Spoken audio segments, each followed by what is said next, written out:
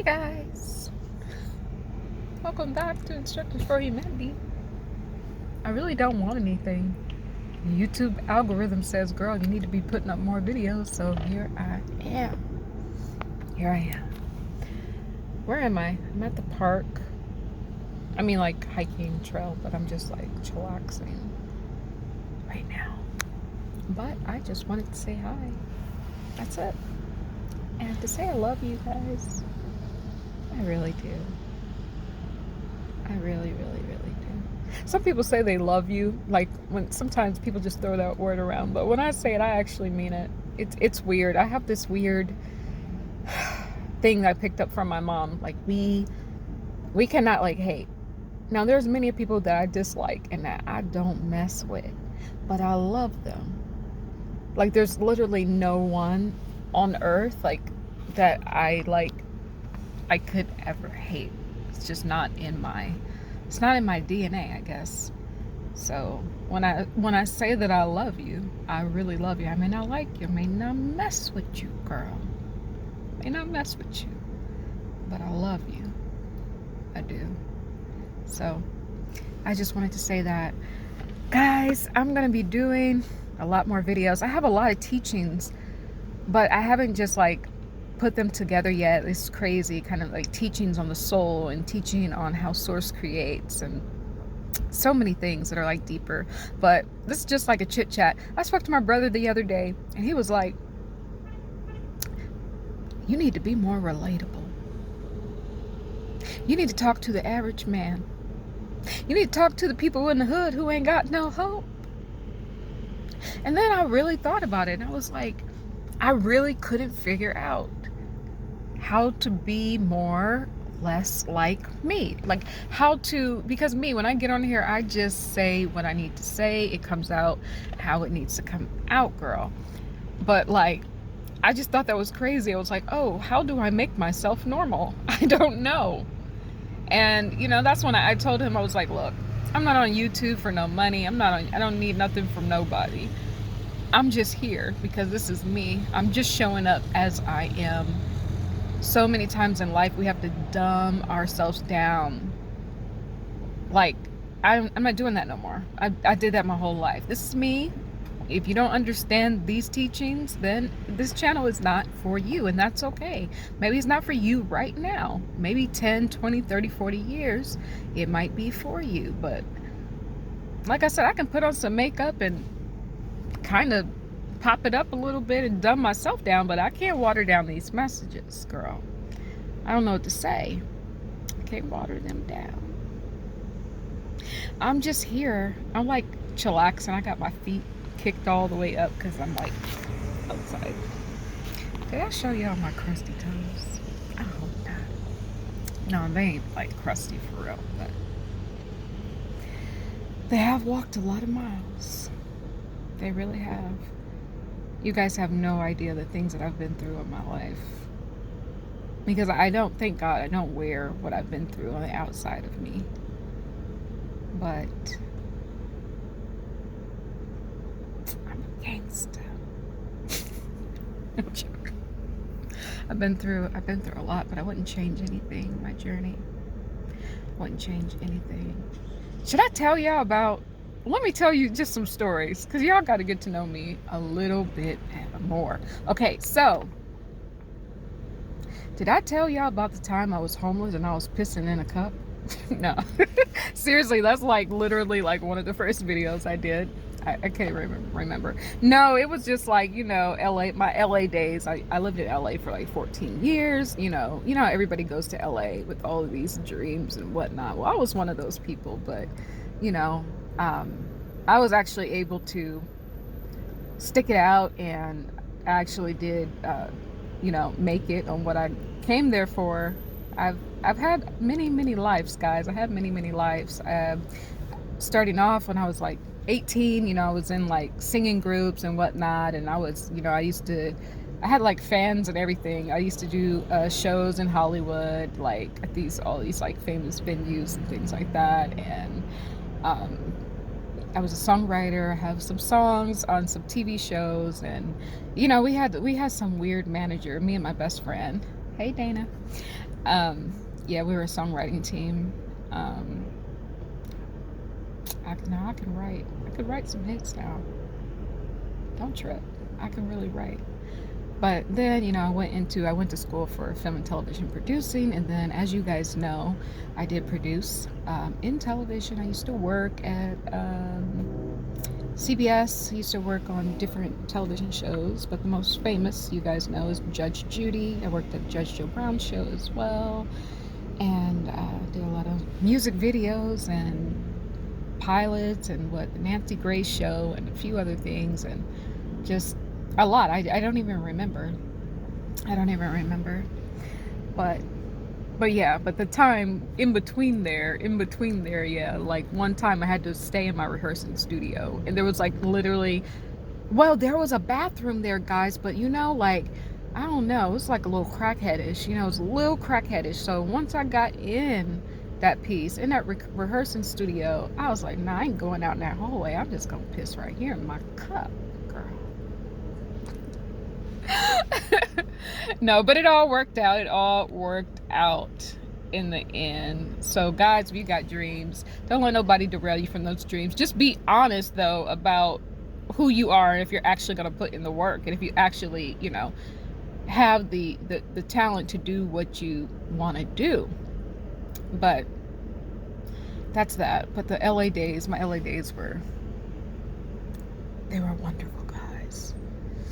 They were wonderful. I've had many lives. I've had many, many, many lives. Then I actually started off when I was like 14 or 13 as like a child, I guess, actor. But, I wasn't big or anything. But I did a lot of like TV commercials and then, stuff like that. I was in some movies and independent films and stuff. So, it's just kind of been like my whole life, has kind of been in that sort of arena. And it's funny because I always say that we're actors here on the Earth School. We're acting out both God and the devil. That's how God shows up in your life. It's always through people who come and assist you. It's also how the devil shows up here on the Earth School. People come to bring the pain in your life. So we are literally acting out the polarities, And so it's just funny that I have that background and now understanding the Matrix a little bit more. We are still just all actors here. Really, we are. So that was my time there. And then I lived in the UK for a little while. I did. So that was pretty cool. Man, that UK weather, girl. I'm telling you, because I was natural. I'm always natural with my hair. But I'm telling you, I don't even know what it was. Like the fog in the air, like you curl your hair, or you will just, you straighten your hair, and then you just got an afro, like poof. But it's all frizzy. Like it just didn't, I don't know. Like my hair it didn't make sense. It just didn't make sense. But the funny thing is, I lived it's like right outside of London. I don't know, like 15, 20 minutes outside of London by the train. But I lived in Essex, England. Oh, that might be a little further, but that was like I guess we would call it the county here, but I don't know if it's called county there, but that was like the region where I lived in, and my last name is Essex, so I thought that was very, very interesting. So then, yeah, that's my life, and I can't believe I'm actually living in America. I never had any aspirations of actually being here this long. Oh, and I was in Paris for a little while too. I've been in Paris for a little while, but it was short-lived because I was meant to come back here to the States, but probably would have been there still. Had other things not transpired, I probably would have been in Paris for sure. That was like my favorite place. I've been there like 4 times. Like, yeah. It's funny because when I dream, guys, like, back in the day when I was studying French a lot, I used to dream. That's when you're like picking up on a language, when you start to dream in the language. Even if you can't completely understand, can translate, but when you start to dream in the language, that's when it's you're becoming fluent. And I used to actually listen to my French songs. Zaho, that's my girl. Zaho. I used to listen to her songs, and I used to listen, who else did I used to listen to? Amel Bennett, I think. I'm not sure if that's the French pronunciation, but I listened to a lot of her songs. I would translate it from, I would see the words in French and then the words in English, and that's how I was able to pick up on français. Parlez-vous français? And then, who else do I listen to? Shime? I think Shime. Yeah.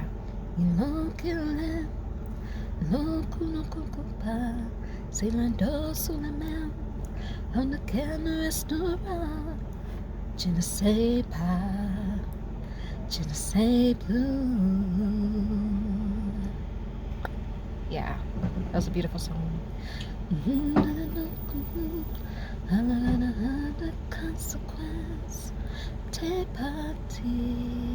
It's called Tes Party or something. I think it's spelled T-E-S, and then the second word is P-A-R-T-I. I love that song. I listened to that song. That song was like on repeat for me. I'm just like chit-chatting with y'all. Y'all know this YouTube algorithm said, girl, you get your videos up. So I was like, okay. I'm just gonna come here and say some random stuff. Some very, very random stuff. But what else? Yeah, so I'm in America for some strange, odd reason, but who knows where I will be. I have like a nomadic spirit, in case you guys don't know. I have a nomadic spirit. And it's funny because in one of my lifetimes that I recently found out about, because I was doing this like past life regression. It was kind of like a group regression where we were like guided back to one of our past lives, and I was a nomad in that life. I saw myself like trying to go into different houses in like the forest area, and I didn't fit in any of the houses. I was huge and the houses were too small, so intuitively I understood that I was a nomad in that life. And I'll just finish telling you about this past life. I'm gonna do a whole video about all the past lives I remember. I've had like 5 different past life memories. So I'm going to do a video about that. But this particular life, I was a nomad, and there was a group, I think I was like Indonesian, or I was somewhere in that region. Because that's kind of the image that I got about myself. Or East Asian. But I would actually like, because I was a nomad, I saw this group of like men. They would gather in like all white, and they would have like meetings, and I think they were like figures of the community. And these meetings, no women were allowed in these meetings. There was just the men. It was a sacred private group, you know. And I used to spy on them a lot. And I was about 17 in this past life memory. It wasn't that I was spying on them that I really, you know, was trying to like get information. It was the fact that I was lonely.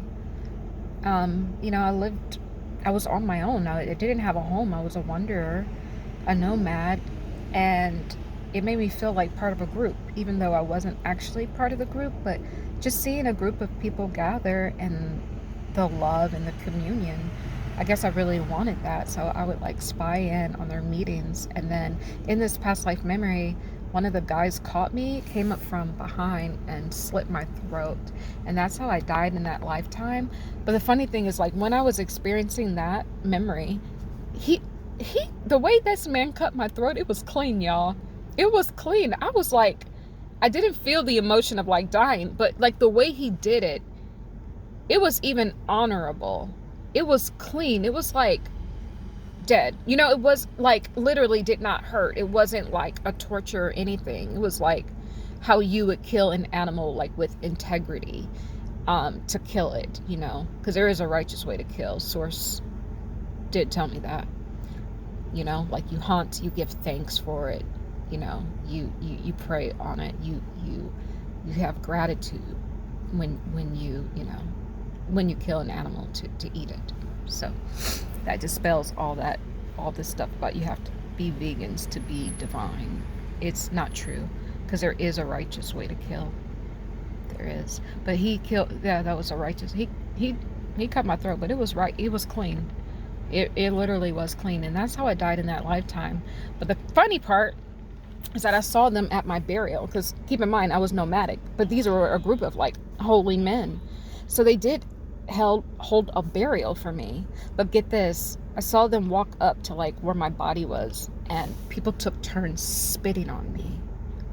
And I recognized one of those souls. I recognized, because every soul has an energy signature that is unique to them. So you will recognize, even if they show up in a different body, you will recognize it. One of those people spitting on me was my father in this lifetime. And the reason why my soul guided me back to that particular past life is because it wanted me to understand where this sense of not feeling good enough creeps in. Even though you know you're good enough, but sometimes that self-doubt can creep in. Oh no, you're not good enough. And so when I was able to see where that came from in that life, yeah, if people are spitting on your grave, I guess you wouldn't feel worthy. You wouldn't feel good enough. So my soul was able to reflect that one back to me so I can go in and heal it. Yeah, so that was the past life where I was a nomad. So I've kind of carried that spirit here too. I'm a free thinker. I'm a free being. I am. And I wouldn't have it any other way. It has served me. Some people look back at their life, right? And they say, I should have did this and I should have did that. But one thing I can honestly say